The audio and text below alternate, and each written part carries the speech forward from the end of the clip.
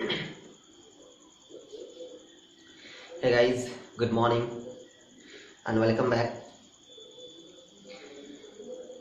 This is Dhirendra Kumar and just you're watching YouTube channel English by DS. भाई मेरे last class में मैंने आपको नॉन के यूजेस के बारे में बताया था, जिसमें मैंने आपको सिखाया क्या कि नॉन यूज किया जाता है as a subject object. Okay, उसके बाद में मैंने बताया कि ऑब्जेक्ट में भी एक होता है क्या, ऑब्जेक्ट ऑफ प्रीपोजिशन, और ऑब्जेक्ट ऑफ प्रीपोजिशन में मैंने आपको एक बहुत ही बेहतरीन बातें बताई। ऑब्जेक्ट ऑफ प्रीपोजिशन में मैंने आपको एक बात बताई जिसमें हम लोगों ने पढ़ा क्या, प्रीपोजिशनल फ्रेज। प्रीपोजिशनल फ्रेज, और उस प्रीपोजिशनल फ्रेज में मैंने आपको एडजेक्टिव फ्रेज और एडवर्ब फ्रेज के बारे में भी बताया। आज जो हम लोग बात करने वाले हैं बहुत ही अच्छा और बहुत ही इंपॉर्टेंट टॉपिक है एग्जाम पॉइंट ऑफ व्यू से, क्योंकि सर ये अक्सर किसी न किसी एग्जाम में पूछता रहता है, हर बार पूछता रहता है। ओके, तो चलिए हम लोग समय गवाए नहीं, without wasting of time, come on the point. देखिए आज की जो क्लासेस है हम लोगों की, ओके, आज की जो क्लास है वो क्लास है नॉन कंपाउंड का। नॉन कंपाउंड, नॉन कंपाउंड पढ़ाने से पहले ना आप लोगों को एक बात बता दूं कि भाई साहब, नॉन कंपाउंड को पढ़ने से पहले कुछ टॉपिक्स होते हैं जो हमने छोड़ दिए। ओके, खास करके मैं उस टॉपिक्स के बारे में जब वो बातें आएंगी, जैसे मैं आपको ना छोड़ दिया क्या, वर्ब से रिलेटेड। जैसे मैंने आपको नॉन के यूजेस के बारे में बता रहा था, तो मैं आपको 2-3 यूजेस बता, उसके बाद में स्टॉप कर दिया, इसलिए कि जितनी भी बाकी चीजें आएंगी ना, हम लोग उस चीज को वर्ब के चैप्टर में कवर करेंगे। खास करके जो भी चीजों को मैंने छोड़ा, जैसे कि जेरंड, इन्फिनेटिव, लिंकिंग वर्ब, ये सारी की सारी जो चीजें हैं ना, इसको हम खास करके वर्ब की दुनिया में करेंगे। फिलहाल अभी जो हम पढ़ाने वाले हैं, ओके, इसका हेडलाइन बनाइएगा, टॉपिक नंबर है। ओके, टॉपिक नंबर देते चलेंगे भाई साहब। मैं जिस तरह से आप लोगों को पढ़ा रहा हूँ उस तरह से मैंने खुद का नोट तैयार कर रखा है, मतलब खुद से नोट तैयार कर रहा हूँ, और उसी नोट के द्वारा मैं आप लोगों को भी पढ़ाने की कोशिश कर रहा हूँ, और उसी से मैं आप लोगों के लिए क्वेश्चन भी तैयार कर रहा है। उसी तरह से उसी बेस पे मैं आप लोगों के लिए क्वेश्चन भी तैयार कर रहा हूँ, ताकि आपको बहुत ही ज़्यादा हेल्प पहुँचा सकूँ। तो ये जो टॉपिक नंबर है, टॉपिक नंबर 7 है, और टॉपिक नंबर 7 या वर्ड 6 ऐसे ही होगा। तो चलिए मैं ना इसे 6 ही मान, टॉपिक नंबर 6 में हम लोग पढ़ने वाले हैं नॉन कंपाउंड। नॉन कंपाउंड, भाई मेरे नॉन के बारे में आप लोग जानते हैं, बात बनी कंपाउंड की, तो सर ये कंपाउंड क्या होता है? ओके, कंपाउंड के बारे में थोड़ा बहुत गल्ला करें कि आखिर अपने आप में कंपाउंड होता क्या है। कंपाउंड का मतलब ही ऐसे होता है, आप लोग समझते होंगे कंपाउंड होता क्या है। तो जब हम लोग चीज़ों को मिलाकर एक जगह पर व्यवस्थित करके रखना शुरू करते हैं, और उस चीज़ को जब हम लोग एक बनाकर देखते हैं, तो वो चीज़ ना हमें कंपाउंड के रूप में नजर आती है। मतलब वो चीज़ हम लोग जो उस चीज़ को एक नाम देते, टेक्निकल नाम देते हैं, वो नाम ही कहलाता है कंपाउंड। ओके, तो भाई साहब ये आखिर कंपाउंड होता क्या है? कंपाउंड होता क्या है? तो हमने बताया क्या कि भाई जब दो शब्दों को मिलाकर जब एक में कर दिया जाता है, और उस चीज़ को जब हम लोग किसी एक टेक्निकल नाम से बुलाना शुरू करते हैं, वही चीज़ कंपाउंड कहलाती है।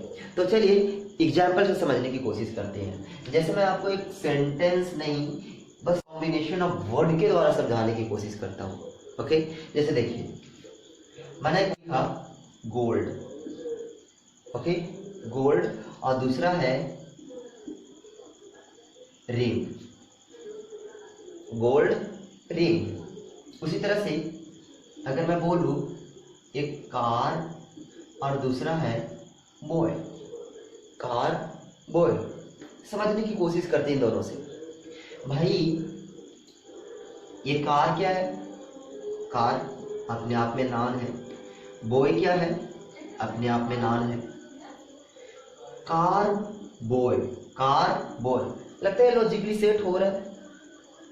इसका लॉजिक समझने की कोशिश करें ना कि सर कार बॉय हो सकता है, पॉसिबल है भला, बिल्कुल नहीं ना, तो पॉसिबल ही नहीं है सर, ये तो हो ही नहीं सकता, ये मीनिंग ही गलत दे रहा है।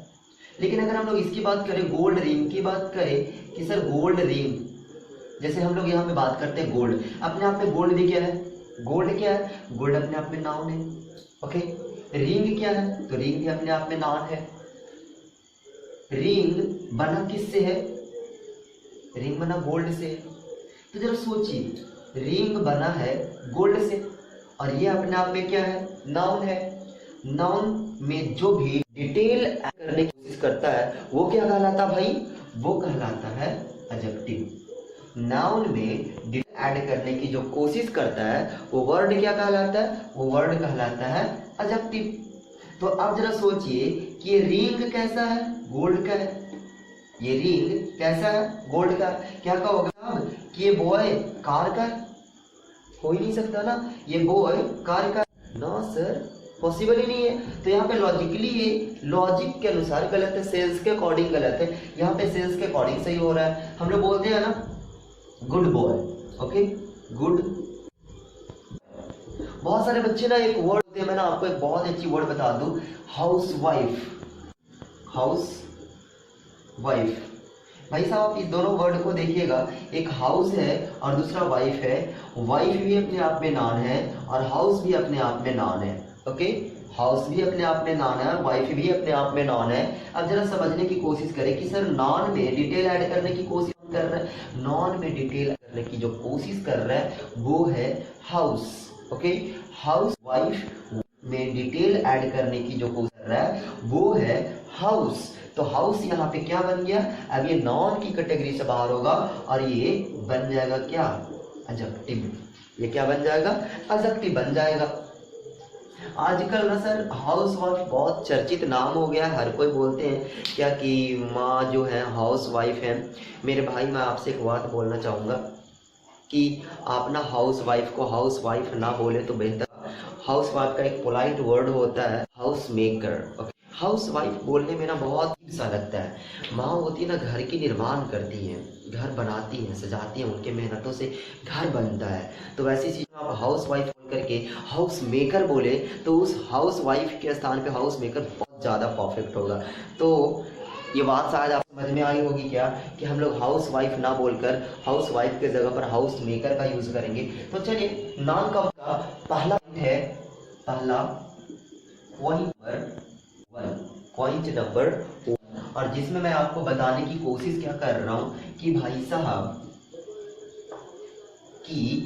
साहब एक तो नाउन होगा और उसी से जुड़ा हुआ एक और नाउन होगा। ओके, जब इस तरह से वर्ड आ जाए तो वो क्या बनाएगा, नाउन कंपाउंड बनाएगा। अब यहाँ पे बात समझने वाली ये है कि सर ये जो नाउन होगा और ये जो नाउन होगा दोनों सिमिलर हो सकते हैं क्या, तो बिल्कुल नहीं। ये जो नाउन होगा, अगर मैं बात करूं कि सर इसमें अगर दो नाउन होंगे तो दोनों नाउन में कुछ ना कुछ तो डिफरेंसेस होंगे ही होंगे। हाँ ऑफकोर्स होंगे सर, अगर डिफरेंसेस होंगे तो ये जो नाउन होगा, ये जो नाउन होगा वो होगा आपका मेन नाउन। मेन नाउन, और मेन नाउन में ये जो डिटेल करने की कोशिश करेगा तो ये डिटेल ऐड करने के लिए इसको हम लोग एक नाम देंगे, क्या, मॉडिफायर। मॉडिफायर कह सकते हैं ना इसे, मॉडिफायर। इसको मॉडिफाई करने की कोशिश करेगा, मेन नाउन को मॉडिफाई करने की कोशिश करेगा। तो पहला नाउन 1 जो होगा वो कहलाएगा मॉडिफायर और नाउन 2 जो होगा वो कहलाएगा आपका मेन नाउन। बात समझ में आई होगी, मेन नाउन। अब जरा सोचिए कि अगर मैं बोलूं गोल्ड रिंग, गोल्ड रिंग, तो गोल्ड रिंग अपने आप में क्या है, तो एक कंपाउंड नाउन है। क्यों, क्योंकि कलेक्शन ऑफ वर्ड्स है। आप यहाँ पे देख सकते हैं गोल्ड रिंग, गोल्ड रिंग। उसी house maker, house wife, good boy, good girl, black cover, T-shirt, shirt. अब जरा सोचिए ये सारे के सारे जो वर्ड्स हैं ये सब के सब से नाउन के एग्जांपल हो गए भाई साहब, compound noun. Compound noun compound examples हैं सारे के। ओके, तो यहाँ तक बात समझ में आई। मैं एक एग्जाम्पल के द्वारा इसको समझाने की कोशिश करूँ। जैसे देखिए, अगर मैं बोलूँ कि I have a gold ring, I have a gold ring, यहाँ पे ये क्या हुआ, I have a gold ring, ये तो अपने आप में नाउन हुआ ना, ये तो अपने आप में नाउन हुआ। आई सब्जेक्ट हुआ, हैव वर्ब हुआ, ये आर्टिकल हुआ। गोल्ड क्या हुआ, गोल्ड अपने आप में हुआ एडजेक्टिव, गोल्ड अपने आप में क्या हुआ, एडजेक्टिव। तो मैं तो वही बोला ना कि इसमें जो डिटेल ऐड करने की कोशिश करेगा, इसमें जो डिटेल ऐड करने की कोशिश करेगा वो क्या कहलाएगा, एडजेक्टिव। हमने उसे क्या नाम दिया, मॉडिफायर। अगर मैं बात करूं कि सर ये गोल्ड रिंग अपने आप में है सिंगुलर, HL मतलब सिंगुलर, गोल्ड रिंग अगर अपने आप में सिंगुलर है तो हम लोग इसका प्लूरल कैसे बनाएंगे। अब जरा समझिए ये कि भाई अब अगर मैं गोल्ड रिंग को प्लूरल बनाऊं तो किस तरह से बनाऊंगा, क्या कर दूं, गोल्ड्स रिंग, गोल्ड्स रिंग सही है। चलिए एक और लिख देता हूं, गोल्ड रिंग्स, गोल्ड रिंग्स। अब ये दोनों में कंफ्यूजन कि सर गोल्ड भी अपने आप में नाउन है, रिंग भी अपने आप में नाउन है, इस जुड़े तो किस में जुड़े। भाई मेरी इसी बात को समझिए जरा, मैंने आपको यहाँ पे क्लियर कर दिया, क्लियर क्या कर दिया कि सर नाउन तो कितने होंगे, 2 होंगे, लेकिन एक जो होगा उसमें मेन नाउन होगा और दूसरा जो होगा एक मॉडिफायर होगा। तो हम लोगों को जो गणना करना है वो मेन नाउन के साथ में करना है या मॉडिफायर के साथ में करना है। जैसे मैं एक बात समझाने की कोशिश करता हूं कि अगर आप जाते हो किसी से मिलने तो उससे बात करते हो पहले जिसको आप जानते पहचानते हो, उससे तो बात नहीं करने लग जाते जिसको आप जानते पहचानते नहीं हो। तो भाई साहब यहाँ से बात समझिए कि जो मेन नाउन होगा चेंजेस उसमें पॉसिबल है कि जो उसमें डिटेल ऐड करने की कोशिश कर रहा है उसमें, तो जो मेन नाउन है उसमें। तो सर यहाँ पे आप समझिए कि गोल्ड्स मेन नाउन है क्या, बिल्कुल नहीं। रिंग मेन नाउन है, ये तो बिल्कुल गलत हो गया ना, ये तो बिल्कुल गलत हो गया ना भाई मेरे। Gold ring possible, gold ring possible है ही नहीं, तो गोल्ड रिंग्स कर दे सर, गोल्ड रिंग्स कर दे, गोल्ड रिंग्स। क्यों, क्योंकि मेन नाउन तो हमारा रिंग है ना। तो हम लोग को जो भी डिटेल ऐड करना है मींस प्लूरल बनाने के लिए ऐसे जो भी ऐड करना है हम लोग को कहाँ ऐड करना होगा, मेन नाउन में ऐड करना होगा।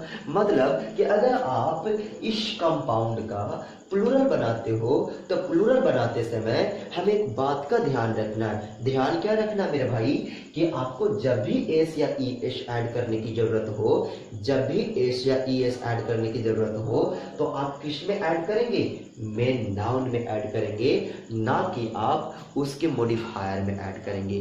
तो यहाँ तक बात समझ में आई। तो मैं इसका दूसरा पॉइंट मेंशन करता हूँ, आप इसका चाहे तो स्क्रीनशॉट ले सकते हैं। मैं 1 मिनट के लिए स्टार्ट होता हूँ बोर्ड से। चलिए, तो ये हुआ पॉइंट नंबर 1। पॉइंट नंबर 1 में हमने क्या सिखाया आपको, पॉइंट नंबर 1 में हमने आपको ये सिखाया कि भाई साहब हम लोग मेन नाउन में जो भी चेंजेस करना होगा करेंगे। अगला जो है point number 2, point number 2, point number 2 में क्या है ना सर कि मैं बस थोड़ा सा बदलाव करने वाला हूं, नॉन प्रीपोजिशन और एक नॉन प्रीपोजिशन और फिर से एक नॉन। अब जरा सोचिए, नॉन है, प्रीपोजिशन है और नॉन है। भाई मेरे आपको मैं ना एक बात बताया था, याद कीजिए मैंने आपको बेसिक जब पढ़ाया था तो वहां पे प्रीपोजिशनल ऑब्जेक्ट ऑफ प्रीपोजिशन एक आफ्टर पढ़ाया था। अब ऑब्जेक्ट ऑफ प्रीपोजिशन जब पढ़ाया था तो भाई साहब आपको समझ में आया होगा जरूर। मैं उसी फंडा को, उसी लॉजिक को यहाँ पे अप्लाई करने वाला हूँ। देखिए, नॉन प्रीपोजिशन और ये नॉन। भाई साहब अगर किसी भी कंपाउंड में प्रीपोजिशन आता है और प्रीपोजिशन के बाद कोई भी नॉन आता है, किसी भी वर्ड में, किसी भी सेंटेंस में, चाहे जहां भी कहें आप कि अगर प्रीपोजिशन आता है और प्रीपोजिशन के बाद कोई नॉन आता है तो जरा सोचिए अपने आप से कि प्रीपोजिशन का क्या बनेगा, ये प्रीपोजिशन का बनेगा ऑब्जेक्ट, प्रीपोजिशन का बनेगा ऑब्जेक्ट। अब भाई अगर ये ऑब्जेक्ट बनेगा, अगर ये ऑब्जेक्ट बनेगा तो इसकी दुनिया तो हो गई ना अलग। जरा सोचिए, इसकी दुनिया हो गई अलग। क्यों सर? जरा सोचिए कि अगर ये प्रीपोजिशन का ऑब्जेक्ट बनेगा तो ये क्या कहलाएगा? ये क्या कहलाएगा? प्रीपोजिशनल फ्रेज कहलाएगा। प्रीपोजिशनल फ्रेज दो टाइप्स के होते हैं भाई, मैंने आपको इसके बारे में भी बताया था। एक होता है एडजेक्टिव फ्रेज, एक होता है एडवर्ब फ्रेज। जो करता क्या है? तो नॉन में डिटेल ऐड करने की कोशिश करता है। जो नॉन में डिटेल ऐड करने की कोशिश करता है वही तो कहलाता है ना एडजेक्टिव, वही तो कहलाता है ना प्रीपोजिशनल फ्रेज। अब जरा सोचिए कि इसमें अगर डिटेल ऐड करने की कोशिश कर रहा है तो ये क्या कहलाएगा? जरा बताएं भाई साहब, ये क्या कहलाएगा? तो ये अपने आप में कहलाएगा एडजेक्टिव फ्रेज, एडजेक्टिव फ्रेज। अब जरा सोचिए कि अगर ये कहलाएगा एडजेक्टिव फ्रेज तो ये जो नॉन हुआ हमारा, ये तो हमारा मेन नॉन बन गया ना भाई मेरे, मेन नॉन बन गया ना। चलिए मैं आपको एक एग्जांपल के द्वारा समझाने की कोशिश करता हूँ। जैसे अगर मैं बोलूँ शन इन लॉ, शन इन लॉ। अब जरा सोचिए शन इन लॉ, देखिए ये अपने आप में क्या है? प्रीपोजिशन है। तो प्रीपोजिशन का ये क्या बना? प्रीपोजिशन का बना ऑब्जेक्ट। तो सन में ये सारे के सारे मिलकर क्या करने की कोशिश कर रहे हैं? डिटेल ऐड करने की कोशिश कर रहे हैं। अगर ये डिटेल ऐड करने की कोशिश कर रहे हैं तो ये क्या कहलाएगा? प्रीपोजिशनल फ्रेज कहलाएगा ना भाई, प्रीपोजिशनल फ्रेज कहलाएगा। प्रीपोजिशनल फ्रेज कहलाएगा तो यहाँ पे हमारा सन क्या हुआ? मेन नाउन हुआ ना, मेन नाउन हुआ ना भाई मेरे। अब जरा सोचिए कि अगर ये मेन नाउन हुआ, मेन नाउन हुआ तो जो भी चेंजेस करने होंगे वो इसमें करेंगे या इसमें करेंगे। जरा सोचिए, हमें मेन नाउन को चूज करना है, मेन नाउन को। मैंने इसके बारे में चर्चा किया है पिछले वीडियोस में। अगर आपने नहीं देखा है तो भाई एक बार जाकर पिछले वीडियोस को जरूर देखें, क्योंकि ये सारे कॉन्सेप्ट जब तक क्लियर नहीं रहेंगे आपको मेन नाउन को चूज करने में बहुत ज़्यादा प्रॉब्लम होने वाला है। तो मेरे भाई आपको यहाँ से एक बात पता चला क्या कि सर सन अपने आप में क्या हुआ? मेन नाउन हुआ। चलिए मैं एक सेंटेंस के द्वारा समझाने की कोशिश करता हूँ। मैंने कहा कि my son-in-law is coming here. My son-in-law is coming here. अब जरा समझने की कोशिश कीजिए कि my son-in-law is coming here। अगर आपको ऐसा लिखा हुआ रहे तो क्या करिएगा आप? जरा सोचिए, क्या करिएगा आप?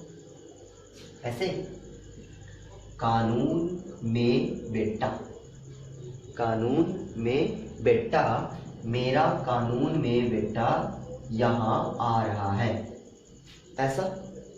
तो सर आप समझने की कोशिश कीजिए कि इस तरह से जो फ्रेजेस बनेंगे, फ्रेज ही तो बन रहे हैं ना, कॉम्बिनेशन ऑफ वर्ड्स, जिसके पास ना तो सब्जेक्ट होता है ना तो वर्ब होता है, और तो और इसका एक्चुअल मीनिंग कुछ और होता है और गिवन मीनिंग कुछ और होता है। जैसे आप यहाँ पे समझ कर देखें कि सर अगर हम लोग इसका जनरल वे में हिंदी करने की कोशिश करूँ तो मेरा कानून में बेटा यहाँ आ रहा है, पॉसिबल है क्या? बिल्कुल नहीं ना। तो जब पॉसिबल नहीं है तो भाई साहब इसके कितने मीनिंग हो गए? एक तो इसका एक्चुअल मीनिंग होता है और एक जो दिया हुआ है। हमें किसको फॉलो करना है? गिवन मीनिंग को फॉलो करना है, ना कि एक्चुअल मीनिंग को फॉलो करना है। एक्चुअल में अगर आप इसको फॉलो करिएगा तो सेंटेंसेस गलत हो जाएंगे।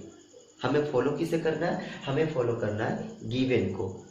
मतलब कि अगर ये एक वर्ड बनाता है तो इसके द्वारा बने हुए वर्ड्स के एक्चुअल के नहीं, गिवन गिवन वर्ड्स का सेंस अप्लाई करना है। यहाँ पे कानून में बेटा नहीं, सन इन लॉ आ रहे हैं। तो यहाँ पर अगर मैं इसका प्लूरल बनाने की कोशिश करूँ तो क्या बनेगा, जैसे मैं यहाँ पे लिखने की कोशिश करता हूँ, क्या होगा, son in law, yes, son in laws,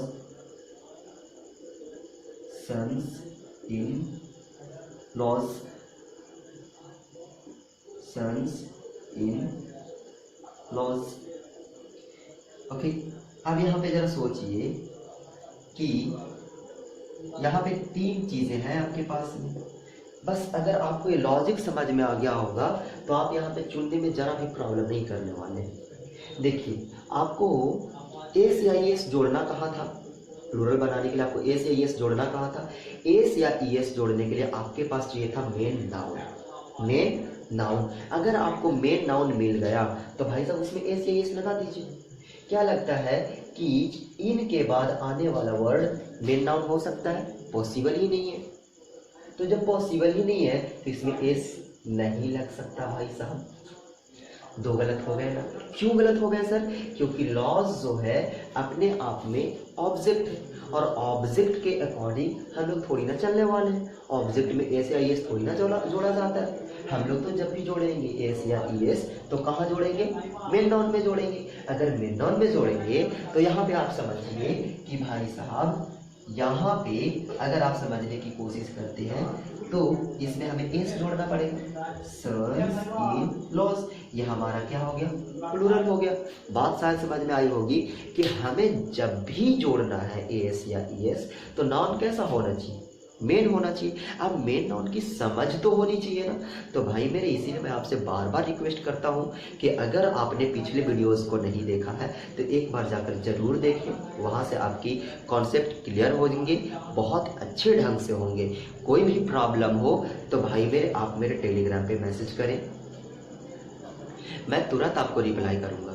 okay, Telegram channel के लिए करना कुछ नहीं है, बस टेलीग्राम डाउनलोड कीजिए। टेलीग्राम डाउनलोड करने के बाद में वहाँ पे जाकर सर्च बार में सर्च कीजिए इंग्लिश बाय डीएस।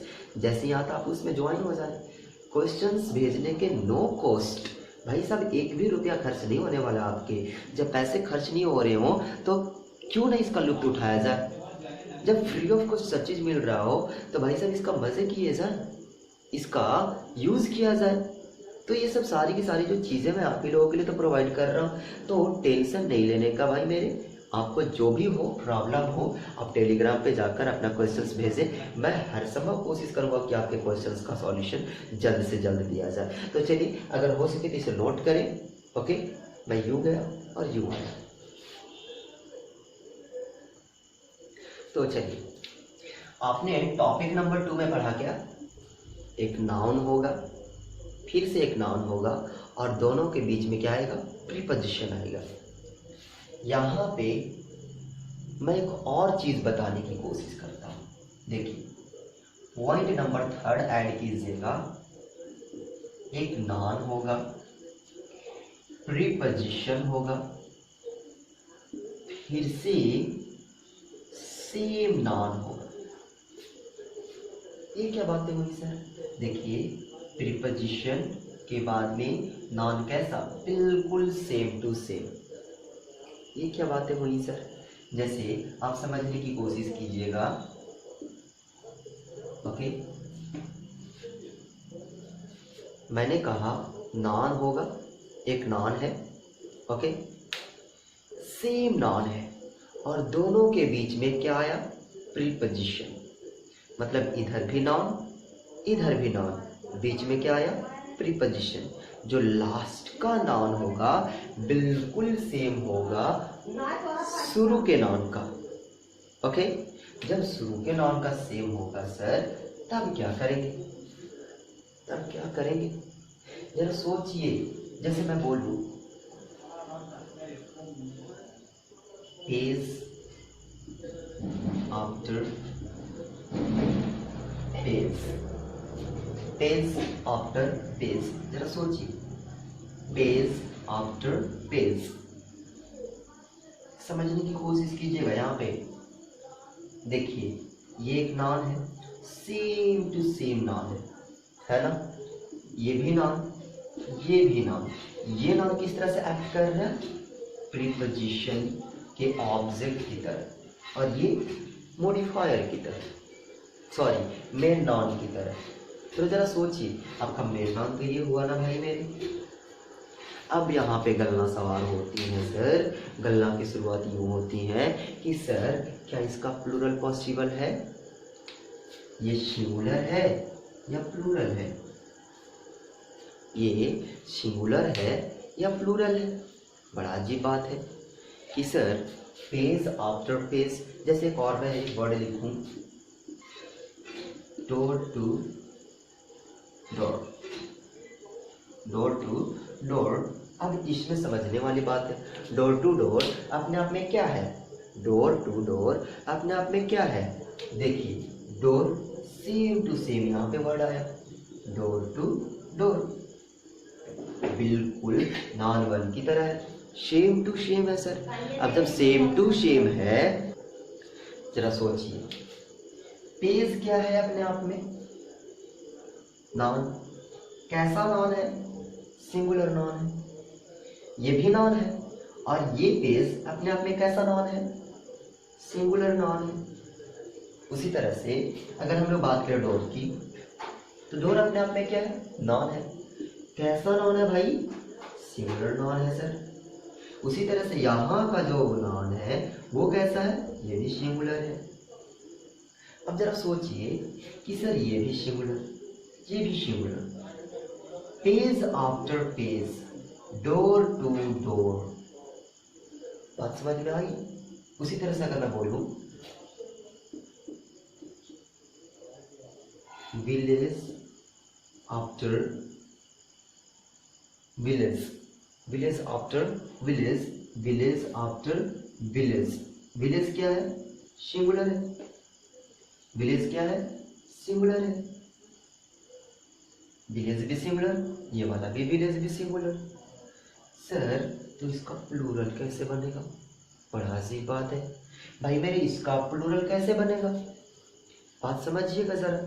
इसका प्लूरल बनाने के लिए हम लोग क्या करेंगे, जरा सोचिए तो, क्या इसका प्लूरल पॉसिबल है या नहीं है, इसका प्लूरल पॉसिबल है या नहीं है, इस बात के ऊपर जरा गौर किया जाए।